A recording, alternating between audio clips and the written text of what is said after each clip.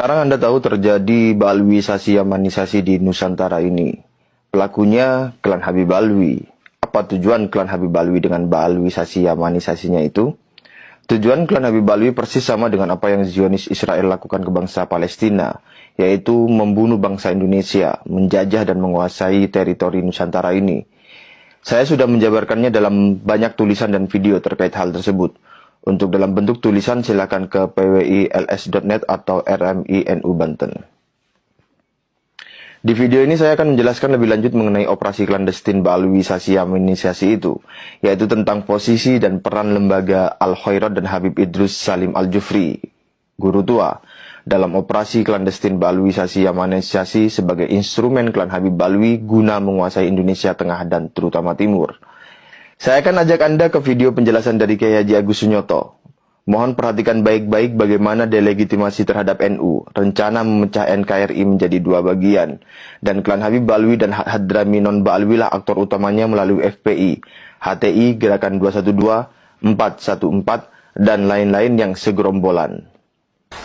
Yang pertama, ini menurut catatan saya, tahun 2014, di sebuah perguruan tinggi ternama di Jakarta diadakan seminar sejarah nasionalis Indonesia.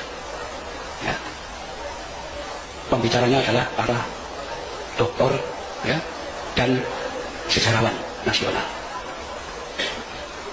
Saya tidak tahu, NU diundang tapi tidak ada yang datang. Yang datang hanya reporter NU Online, Abdul Alami namanya. Ya. Habis datang ke situ, ya, Abdul Alawi ini nunggu saya. Ketika saya datang ke PBNU, saya dilapori. Ini hasil seminar, ya, yang dilakukan di perguruan tinggi besar ini. Itu semua pembicara mengatakan dalam pergerakan nasional Indonesia, ya, perintisan mulai kebangkitan nasional sampai Indonesia merdeka, sampai membentuk negara Kesatuan Republik Indonesia, satu-satunya organisasi yang tidak punya peranan apapun NU. Ya. Jadi NU sama sekali tidak punya sumbangan apapun pada negara ini. Itu pandangan para sejarawan. Ya. Pandangan para sejarawan tentang NU. Sampai dengan sinis mereka mengatakan PKI itu aja punya peranan kok. Ya, pernah berontak melawan kolonial, melawan Belanda tahun 1926. Ya, NU nggak pernah, ya, nggak punya peran apa.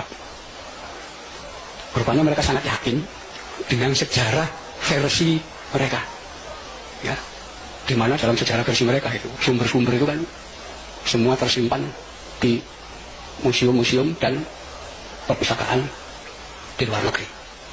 Ya, mereka yakin orang NU nggak bakal bisa masuk ke sana. Ya.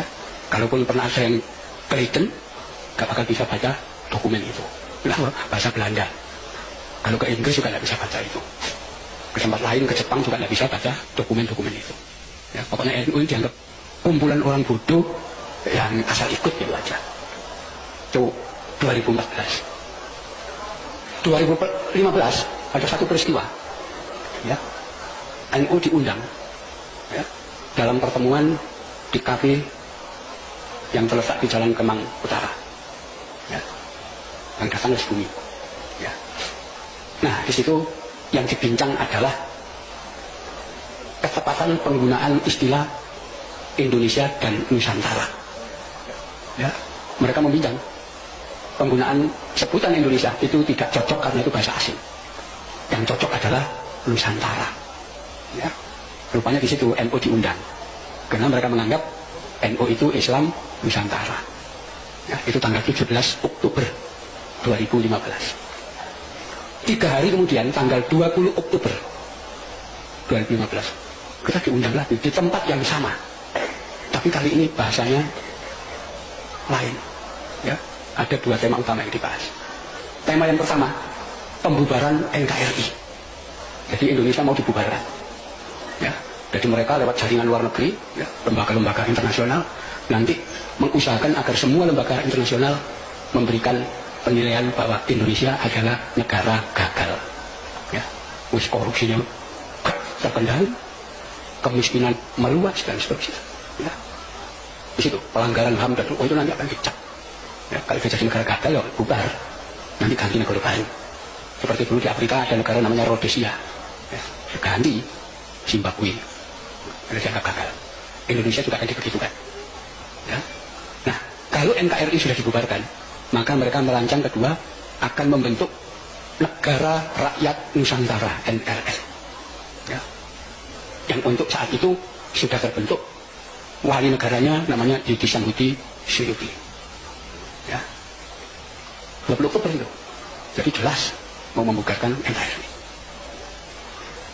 Yang tidak pernah mereka sangka dan tidak pernah terpikirkan, 2 hari kemudian 22 Oktober Presiden Jokowi menetapkan 22 Oktober sebagai Hari Santri. Ya. Dan yang di luar perkiraan mereka, begitu Hari Santri ditetapkan 22 Oktober, pesantren se-Indonesia itu upacara bareng dan sepakat NKRI harga mati. Ya. Oh, itu rencana kacau mereka. Ya. Tapi mereka masih melanjutkan rencana itu. Ya. Salah satunya kita bisa lihat gerakan 411 dan gerakan 212. Mereka yang biayai. Ya. Mau menggulingkan Jokowi, bukan hanya menggulingkan Jokowi, tapi mau membubarkan Indonesia.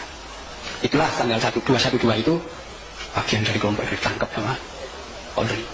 Berani. Termasuk nanti diikuti pembubaran ATI. Memang jaringannya ke sana nanti. Karena Indonesia akan dibagi 2, Negara Rakyat Nusantara itu wilayah Indonesia Timur, Indonesia Barat, ya, Kalimantan sampai Sumatera itu khilafah bentuk negaranya. Ya. Itu fakta. Ya. Itulah tanggal 29 Oktober saya ketemu Kiai Said Akil di Juanda, Surabaya. Saya laporkan ya, pada beliau ini fakta. Beliau lihat tuh, ini makar ini sudah membubarkan negara dan bikin negara baru. Ya. Ya. Jadi nanti kalau negara rakyat Nusantara ini terbentuk, setiap satu warga negara itu dikasih tanah 2,5 hektar dan uang 160 juta. Ya, itu rancangan mereka, dananya gede. Dan ini dibalik itu ada kekuatan besar. Ya, itulah ya, yang saya Akil melaporkan peristiwa itu ke Kapolri, ke Panglima dan kepada Presiden. Ya, semua ada. Itu. Jadi itulah yang kemudian menjadikan pemerintah sudah mengetahui ketika muncul gerakan 411 dan 212 dan nanti akan diteruskan pada gerakan yang lain. Perhatikan fakta-fakta yang terungkap pada 2-3 tahun terakhir ini. Baalwisasi Yamanisasi masif terjadi di Indonesia bagian barat. Tema dan nuansa yang diusung adalah khilafah. Puzzle-nya sesuai dengan penjelasan Kiai Haji Agus Sunyoto yang mengatakan Indonesia akan dibagi 2. NRN itu wilayah Indonesia Timur.